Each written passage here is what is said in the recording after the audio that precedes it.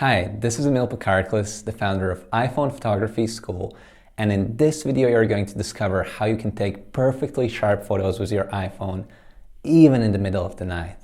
Now, I know this sounds impossible, but I actually recorded the screen of my iPhone while taking perfectly sharp photos at night, and I'm going to show you that recording later in this video. But before we get started, I want you to know that I wasn't always the guy teaching thousands of people how to take outstanding photos with the iPhone. I didn't always have 93,000 followers on Instagram, and honestly, not too long ago, I didn't know much about photography myself. While I could usually take pretty clear photos during the day, the photos I took with my iPhone at night were almost always blurry and grainy. But as I kept working on my iPhone photography, I eventually discovered some little-known techniques that allow me to take perfectly sharp iPhone photos even in low-light conditions. And in this video, I'm going to share these techniques with you. Okay, before we get started and jump into all the techniques and tips, I want to show you something really unique. So what you're looking at now is the preparation for a traditional Buddhist ceremony in Thailand, where about 10,000 paper lanterns are released in the air at the same time, and this is a very beautiful and a very unique ceremony. And I'm going to show you what it looks like when 10,000 of these lanterns are released at the same time later in this video. So keep watching to make sure you don't miss that. Now, this is also a photo that I took with my iPhone, which was iPhone 5S at that time. And by the end of this video, you're going to know how you can take sharp night photos like this with your own iPhone. Now, the first thing I want to talk about is focus. And if you want to get predictable results, you have to set the focus yourself. If you don't set the focus yourself, sometimes the autofocus will work fine and you'll get sharp photos. But at other times, the iPhone will set focus incorrectly, and when that happens, your photos will not be sharp. And this, by the way, is true in any light conditions, even in the middle of the day when there's plenty of light. So setting focus yourself is very, very important. And now I'm going to show you a video demonstration explaining how to set and lock focus on your iPhone. Okay, so what you're looking at now is the native camera app of the iPhone, and you'll see that we have a very interesting subject on the left-hand side, which is the small flower in the foreground, but at the same time, the iPhone has now automatically set focus for the background, and the flower that we have in the foreground is out of focus, which obviously is not good for this photo. Now, if we want to make sure that the flower on the left is sharp, we would actually have to manually adjust focus by tapping the screen. And just to show you how this works, I'm going to first tap the screen on the background, and you can now see that the iPhone has set focus on the background. But of course, this is not what we want, because we want to make sure that the flower on the left is in focus. So I'm going to tap the screen again, but this time I'm going to tap on the flower on the left. And once we do that, you can see that now the flower is perfectly in focus, and you can see what a big difference this simple step has made. And we can now go ahead and take a photo where the flower is going to be perfectly sharp. Now, the one thing you'll notice is that as soon as I took this photo, the iPhone actually reset focus automatically. I didn't do anything, but the iPhone has once again set focus for the background, and that is not a good thing in this case, because obviously we want to make sure that the flower is in focus. And because of that, simply tapping on the subject is not enough. What we're going to do instead is tap our finger on the flower, and we're going to hold our finger there for a few seconds. And as you keep holding down your finger on the flower, you're going to see that AEAF lock text is going to appear at the top of the image. And this essentially means that both focus and exposure are now locked on the flower in the foreground.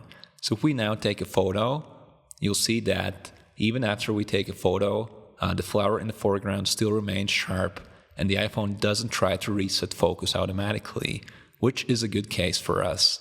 What this also means is that no matter what changes happen in the scene, let's say we can pick up the iPhone and move it around, you'll see that the iPhone is not going to reset focus for us. It remains focused on the extreme foreground where the flower was, and even as we move our iPhone around, you'll see that the focus remains locked at the exact same position. So you have to be a bit careful to make sure that the focus is not locked when you don't want it to be locked. But now we're going to put the iPhone down again, and you'll see that the focus still remains on this flower in the foreground, and we can easily take one more photo, and the flower is still going to be sharp because we had locked focus. And as long as we see the AEAF lock text at the top of the screen, nothing is going to change about the focus or exposure of this photo. And that's how you set and lock focus and exposure using the native camera app of your iPhone. Now, this is a small step, but it's very important because no matter what light conditions you have, if your focus is not correctly set on your main subject, your photos are not going to be sharp. So make sure you always set focus yourself if you want to get predictable results when taking photos with the iPhone. Okay, so now that we've covered focus, the next thing we're going to talk about is taking perfectly sharp iPhone photos at night.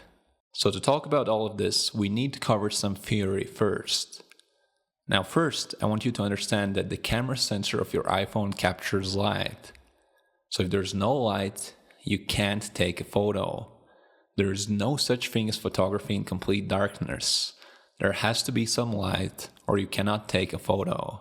Because of that, it's a good idea to use illuminated subjects when taking photos at night. Now, where do you find these illuminated subjects? Well, it turns out they're all around you. You just have to start paying attention. So now I'm going to show you just a few examples. So what you're looking at here is some pretty interesting illuminated subjects that I found in Thailand. And here we can see that we have this elephant figure on the left and some more illuminated subjects in the background. And because these subjects actually emit light themselves, I was able to take a very good, very sharp night photo using my iPhone. Now, of course, you don't always have access to paper lanterns like this, especially if you're outside of Asia. But this is just one example of the kind of illuminated subjects that you can find in most cities. So here's another example, and this is just a regular bridge. And in most cities, a lot of buildings are illuminated at night, and the same is true for ads, storefronts, billboards, cafes, cars, and any other illuminated subjects. So once you start looking around, you'll see that there's a lot of light at night. So even though night might be dark, if you're in an urban area, there's probably plenty of light that you can use for taking sharp photos at night. And by the way, this is an example of a long exposure photo that I shot with my iPhone. And that's why the water is so smooth and dreamy. Okay, so here's just one more example. And here in the background we have a fountain, which is illuminated as well. And we have a silhouette of a girl in the foreground. And by the way, you can also create silhouettes at night. And you can do this whenever light comes from behind your subject. Like in this case, the light is coming from the fountain, which is behind the girl. So the point is that once you start paying attention, there are plenty of night photography opportunities in any urban area, and you just have to recognize them. And whenever you see something that's illuminated in an interesting way, that's a great opportunity for iPhone night photography. But now, before we move on, we have to cover just a little bit more theory. So any movement while the shutter is open results in blur. At the same time, in low light, the shutter has to stay open longer to let in the same amount of light. So what this means is that you're a lot more likely to get blurry photos when taking photos in low light conditions, simply because the shutter has to stay open. So what you're looking at now is an example of this, and here we have blur because the shutter had to stay open longer, and as the car was moving past, it got blurred out. Now in this particular example, the background is still sharp because my iPhone was on a tripod, but since the shutter speed had to be longer to let in enough light to capture a photo, the car in the foreground got blurred out. Now, because of all of this, you should do whatever you can to reduce the movement of your iPhone when taking photos in low light. So using a tripod is a great idea for night photography, but if that's not possible, just do whatever you can to keep your hands steady. And most of the photos that you saw in this video are actually handheld, so I didn't have a tripod for most of these photos. So having a tripod is great, and it definitely helps in night photography, but you can also take good photos at night without a tripod. But you really have to pay attention to how steady your hands are. The more you can reduce the movement of your iPhone, the better the photos are going to be. Now, another thing that's absolutely crucial is that at night you should always set exposure for the highlights. And in case you don't know, the highlights are the brightest parts of the image. So it means that you should set exposure for the brightest parts of the image. And I'm going to explain to you why this is so important in the next example. And just to avoid any confusion, right now we're only talking about night photography. During the day, you mostly want to set exposure on your subjects, but at night, you should always set exposure on the highlights, which are the brightest parts of the image. Okay, so here we have 10,000 paper lanterns that were all released at the same time, and they're all moving very fast. So this was actually a challenging shot to take. And without the one lantern that you can see in the foreground, this photo wouldn't work because you wouldn't realize that all these lights are actually lanterns. So that one lantern in the foreground is actually extremely important here.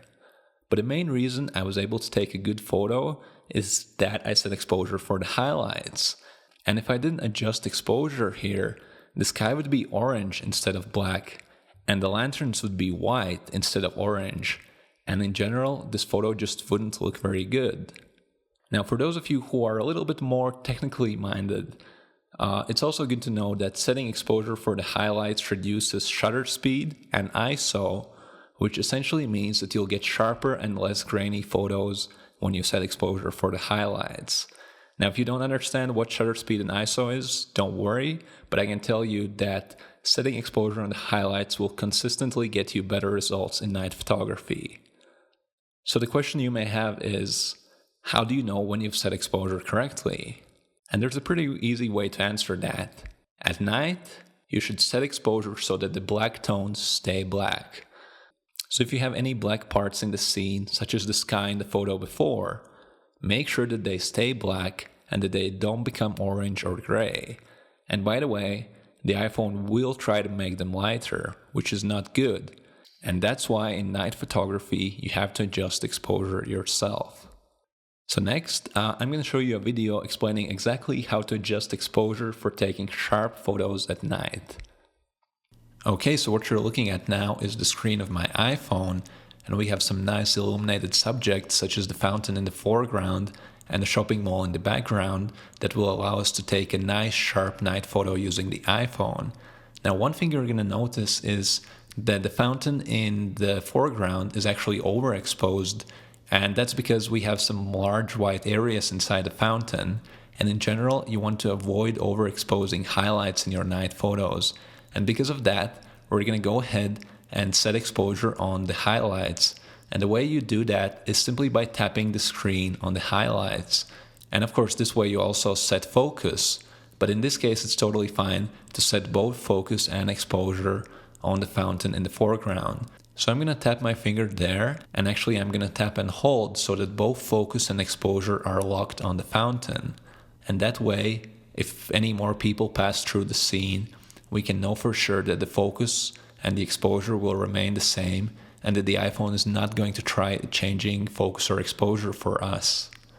Okay, so now you can see that focus and exposure are locked because we have the AE/AF lock text at the top of the screen. And you can immediately see how much better the photo looks now that we've set exposure on the highlights. What you'll also notice here is that next to the focus rectangle, we have this little sun icon, and this is the exposure slider of your iPhone. So by sliding this little sun next to the focus rectangle up and down, you can actually further adjust the exposure of your iPhone photos. So what I'm going to do here is just slide the sun a tiny bit down, not too much because we don't want to make this photo too dark, but at the same time, we want to make sure that all the dark areas of this photo stay black and that the highlights are not overexposed. So just pulling the sun icon down a tiny bit will do the trick here. And now that we've adjusted exposure, we can take some night photos, and they're going to be really sharp because of the way we've set exposure on the highlights. So I'm just going to take one photo now, and I'll wait for the colors to change and perhaps take some more photos. And just as I'm doing this, there happens to be a woman walking from the left side of the scene, and it creates a very interesting silhouette. So I'm going to try to catch that and take a photo while the woman is in front of the fountain. And I think I got a nice silhouette of this woman, and now I'm just going to take a couple of more photos as soon as the colors change, because with different colors this fountain does look very different, and some of these tones might actually look better than the other ones. And you'll also see that no matter what changes happen in the scene, both the focus and exposure remain locked because we see the AE/AF lock icon at the top. And this is how you set exposure on the highlights so that you can take sharp photos with your iPhone at night. Okay, so here's one of the photos we took in the previous video demonstration. This one is without any post-processing, coming straight from the camera of iPhone 5S. And you'll see that this photo is perfectly sharp, there's no blur or grain of any kind, and there are no quality issues at all. And this is what you can do if you set exposure for the highlights. And here's the silhouette photo that I took in the same video demonstration. You'll notice that we have light coming from behind the subject, and because of that, the subject is turned into a silhouette. And I think this photo worked out really nice as well. And once again, this photo is perfectly sharp, there's no grain, no quality issues of any kind, and that's because of the way we set exposure on the highlights. I hope you enjoyed the techniques we talked about in this video. I really enjoyed sharing these techniques, and now that you know them, your iPhone photos are going to be so much sharper. With that said, this is just the beginning. There's only so much I could share with you in this short video, and while I didn't hold anything back, there's so many other techniques I didn't have time to share with you today. And there's something even more important than any of the techniques we talked about. You see, the techniques we covered today are extremely powerful, but the only way to really take your iPhone photos to the next level is by changing the way you look at the world around you. Now, some people say that they have nothing to take photos of where they live, or that the iPhone can't take great photos, but of course, none of that is actually true. There are great photo opportunities everywhere you go. You just have to know how to use them. And that's exactly why I created iPhone Photo Academy, which is the only online course that will help you to take incredible iPhone photos that everyone adores, that you'll be proud to look at years later. Now, I have to warn you that iPhone Photo Academy always sells out quickly, and the registration will only stay open for a few more days. So if you want to find out more about this course, you should do it now while the registration is still open. So go ahead and click on that big yellow funny looking button below this video, and it will take you to the next page where you can learn more about iPhone Photo Academy and see if this course is a good fit for you before the registration closes in just a few days. So go ahead and click on the button below, and I'll see you on the next page.